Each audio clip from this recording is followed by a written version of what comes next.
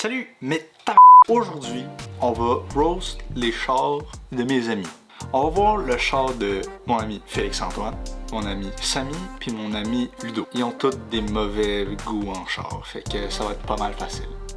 Fait on va commencer ici avec Félix-Antoine qui a une Nissan Altima. Il m'a envoyé plein de photos, il est super fier de son char.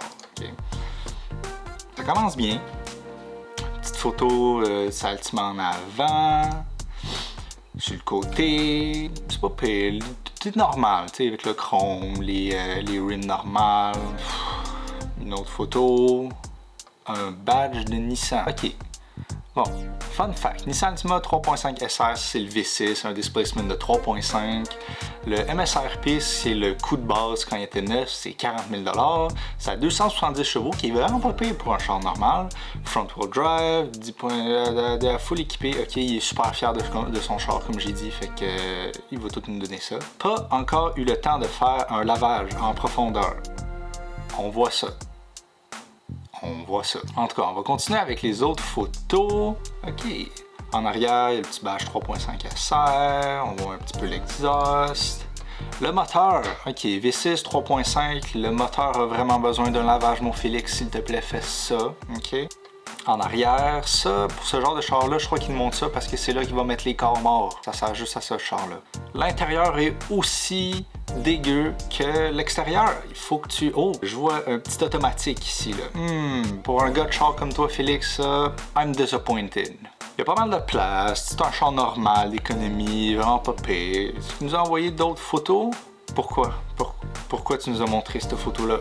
On sait que t'es propre et on sait que t'as du cash. Parce que tu peux t'acheter du hand sanitizer, surtout dans ces moments-là, c'est vraiment important. Pour récapituler, Félix-Antoine a eu le char de son grand-père, fait que c'est correct que ça soit juste un char comme ça, mais t'es un gars de char, Félix-Antoine. T'es supposé avoir un char de gars de char. Fait que, m'a donné un 7 sur 10, parce que pour le reliability, c'est correct. 270 horsepower, 3.5 litres V6, c'est un bon char, performant, puis qui peut t'amener de A à B d'une façon safe, puis c'est bien correct comme ça. Mon prochain ami, Samy, lui, il a pas mal d'histoires avec son char. Comme ça, son char a l'air pas mal correct. Une Hyundai, Elantra, les rims de base, ça a l'air correct, mais là, c'est là le problème. Juste là, le miroir. Répare ton auto, Samy. Répare ton auto, s'il te plaît. Pour l'intérieur, c'est correct. On voit encore le miroir. Samy, c'est pas vraiment un gars de char, fait que c'est normal que t'aies un char comme ça, automatique. On voit qu'il est pas mal sale, il y a plein d'affaires à terre. C'était pas mal ça pour Samy. C'est un char correct, c'est un char de ville normal qu'un gars de 20 ans, 21 ans va s'acheter pour aller à ta job, pour aller à l'école, pour aller voir tes chums, des affaires comme ça. C'est bien correct. Il m'a donné un 6 sur 10 parce que c'est un char normal qui va faire la job de tous les jours pour aller à la job, des affaires comme ça. On va passer à mon dernier chum, il s'appelle Ludo.